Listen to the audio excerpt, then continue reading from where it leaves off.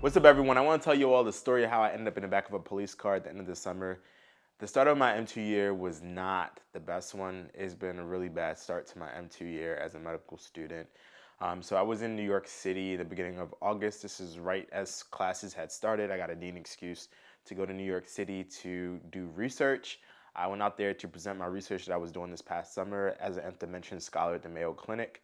So I was out, we all got together as intervention scholars to be in New York City to present our research at NMA, the National Medical Association Conference. So this is a big event where hundreds and thousands of doctors, healthcare workers get together to kind of discuss the latest trends of what's going on in healthcare, different summits, different forums, to have different important conversations to help move the needle forward for healthcare and as taking care of our patients and making things better.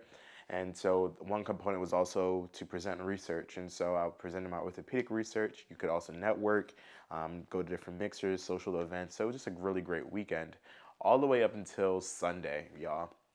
So I was actually headed back to the hotel. I had a flight at 8 p.m. Flying out of LaGuardia Airport. And so I was in Times Square, Manhattan. And so I wanted to leave Times Square around like 5:30 to head to LaGuardia to catch my flight. And so I was out with some friends that I met up that were also at the NMA conference too. And so we were headed back to our hotel, and I got back to the hotel. As soon as I stepped foot into the hotel, y'all, I got a text message that my flight has been canceled. I was like, bruh, of course this is happening to me.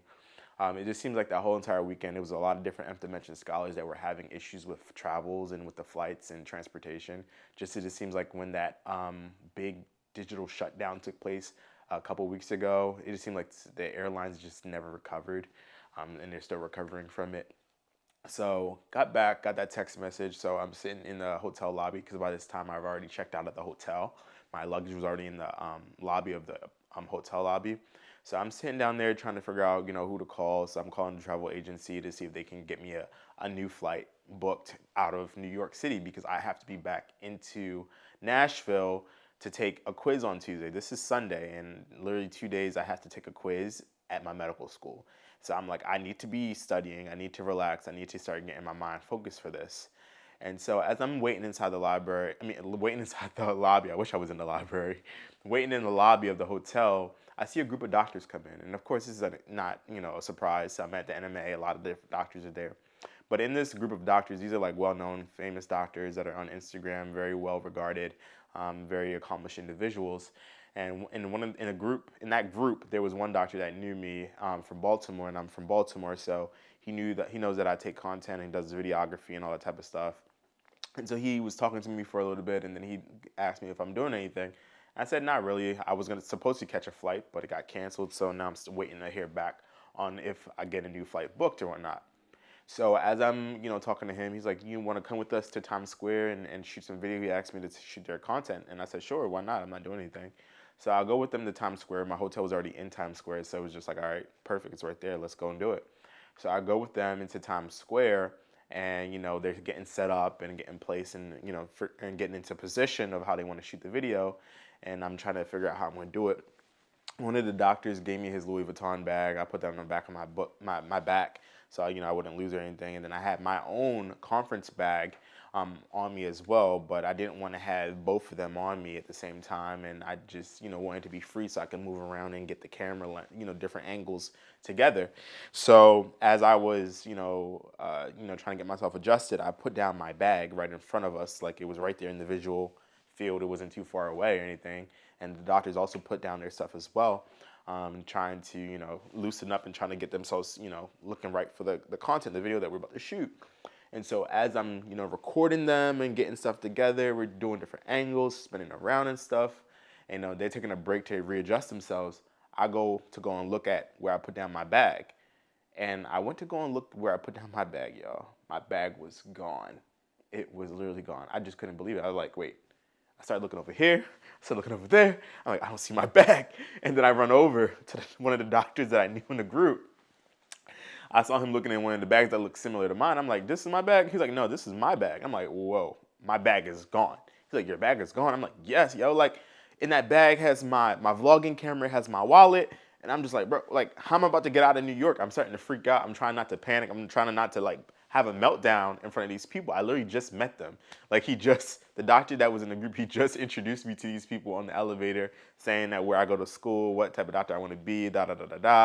And I'm like, I've seen all these guys before on Instagram. I've never met them in person. So, I'm like, why not? I want to help these people.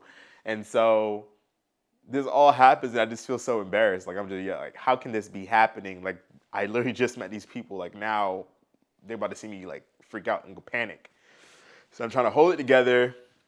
I'm talking to them, trying to tell them, like, what's going on. And they're telling me to calm down. Don't worry. Like, everything's replaceable. Just write down a list of everything that was in the bag. One of the doctors said, just write down a list of everything that's in the bag, and we're going to get together and we're going to make sure that you're taken care of and we can get you back that stuff. Don't worry. Just, like, don't worry. I'm like, okay.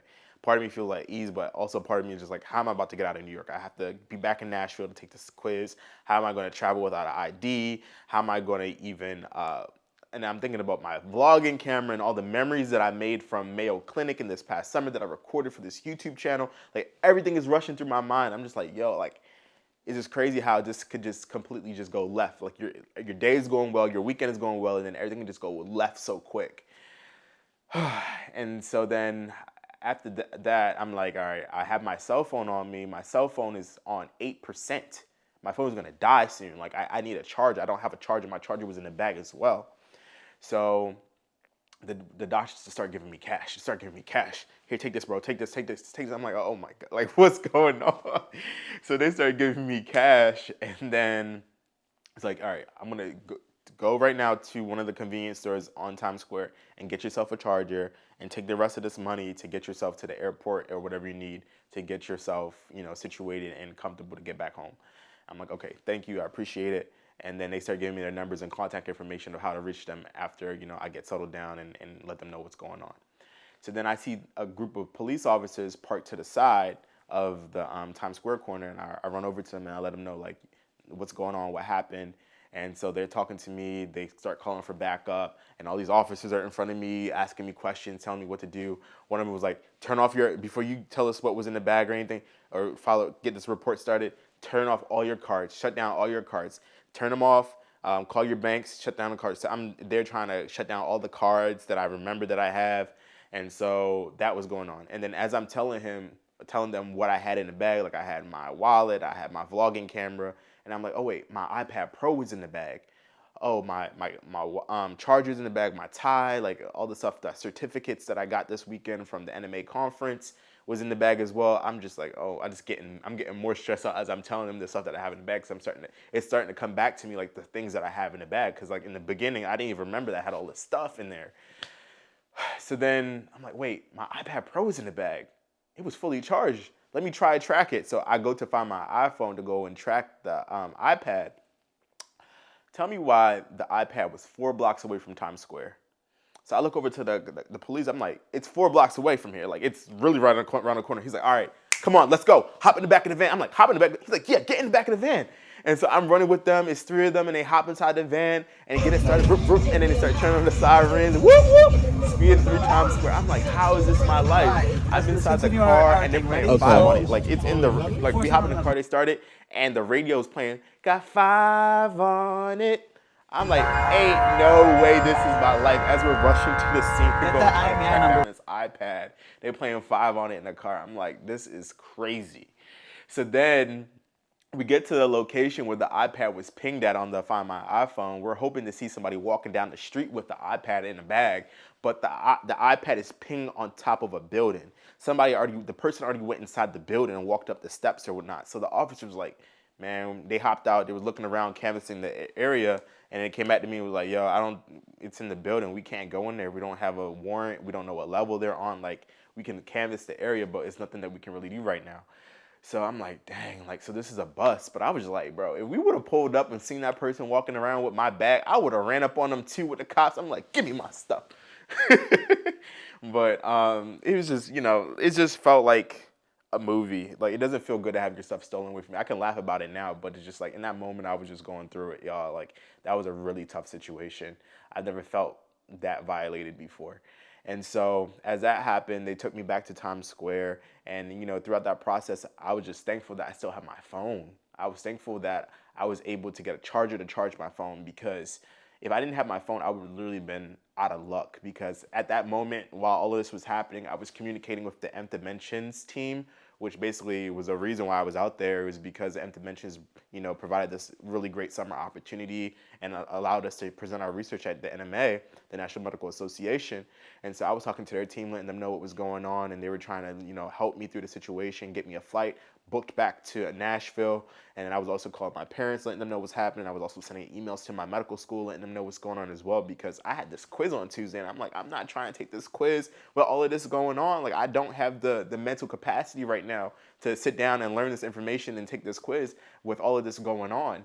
So at this point, I'm still have my phone, luckily, to be able to track the iPad, be able to make these contacts. So honestly, I'm just grateful that the phone was not in that bag. Because if that phone was in that bag, man, you probably wouldn't even see me right now. It's like, but it just would have been a lot more difficult to maneuver through that whole thing. So the police brought me back to Times Square.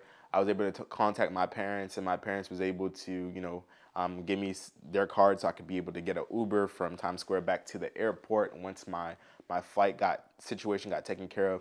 But I didn't even know if I was going to be able to get through the airport without having a license, and I did not know that. It wasn't only until one of the doctors, when I was telling him that my ID was in the bag, he was like, "Look, man, I've traveled before without a ID. It's possible. Don't worry about that. Just make sure that just get there, tell the TSA what happened, and they're gonna go through a longer verification process to make sure that you are who you say you are." And that's literally what happened. I got there, got in line, and literally I'm in TSA line. I told them what happened. They're looking at me like I'm crazy. I'm like, yeah, this literally just happened. I just got like my bag stolen with me with all my stuff in there that was very important to me. And so the only thing that I really had on me to verify my name was my research poster. I had to open up my research poster in the TSA line. I had to take it out the tube, open it up big, and be like, "Look, I'm the first author on this research poster.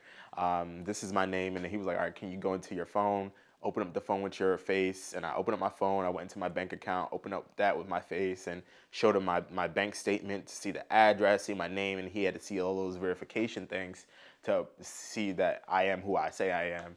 And so they were able to get me through. They asked me a series of questions and went through a full screening of my bag through the monitors and double checked it and everything like that for bombs and all that stuff that they do in TSA. So I was able to make it through that part of it, and my program directors and the travel agencies were able to get me a later flight that Sunday evening, and I was able to leave out of New York City. Delayed late, but I was able to make it back Monday morning, late into the morning, back to Nashville. And I was just grateful that I had so many different people in my corner supporting me, from the doctors, from the Nth Dimensions team, from my parents. And, it just made the situation that was very stressful on me a little bit more easier to deal with and to bear. But as a student, just, not having my iPad, not having something that I use every single day to study and to get through school, not having that kind of was a little stressful as well, because I'm like, how am I going to study? How am I going to learn when this is literally what I use to learn the information in school? And then also I was just like thinking about the vlogging camera. The vlogging camera, it wasn't so much the material prized possessions, it was more so about the memories that I had documented on that camera all this whole entire summer. Those are memories that I will never get back. Those are things that I wanted to put on this YouTube channel to help inspire, share with you all my journey, and share with you all what happened this summer. Those are things that I will never get back. But at the end of the day, one thing, when I was talking to my parents about this situation, they were just like, "Look, we're just happy that you're still here. We're happy that you weren't harmed. We're happy that you were able to get through that situation with the support of everybody that was in your corner that you met." And so, that's the one thing that I can be grateful for and thankful for through this whole situation, that I still have life and I'm still able to breathe and get through it no matter what. It was challenging. It was a rough, start to my M2 year. Definitely not something that I planned, not something that I envisioned for myself. It just happened, and I got thrown into that mud, and I had to maneuver and get out of it and try to get out of it clean. And I got scuffled, but I was able to get up out of that dirt. And even after that situation occurred, it didn't stop from there, right? So I actually forgot to cancel one of my cards that I forgot that I had. I thought I canceled all of the cards. So it seemed like the thief or whoever stole it, was continued trying to, take advantage of the situation. They made a little bit of purchases, a little small amount of purchases on Monday, that Monday when I got back, and Tuesday. And I didn't notice it until the bank notified me that a big transaction of $475 was made on my card. Do I approve of this? And I'm like, no, I don't. So then I log into my bank account and I seen that they made little transactions on my business card. And so I had to call the bank immediately and let them know that, this took place and this is what's going on. And they were able to mark all that as fraud and cancel that card. But yeah, that situation has been crazy. I've been, dealing with the police officers trying to follow up on the situation to see if they could, track down this person, look at the cameras at the different stores or restaurants that this person tried to use my card at. But, it's New York City, it's a big city. I don't know how important that they're prioritizing that situation, although a lot of things were stolen that cost and valued a lot.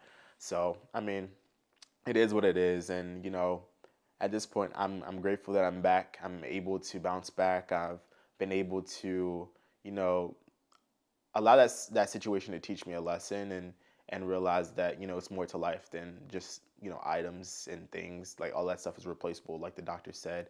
And I will say, shout out to the doctors that were there that day. They, you know, committed to me that they were going to, take care of it, take care of the situation and help me through it. And they did. They followed through with their word, and they were able to help reimburse me back for those things and help give me some money to help get that stuff back. And I really am appreciative of them. And that gesture is something that I'm going to remember forever and very, keep that with me because, it's hard. It's hard being a student, being a medical student. We are literally depending on loans to get through for the most part, and I'm in that situation. So, that support that they were able to provide me and help get me through that situation was definitely very appreciated, and it means a lot to me that I will remember always.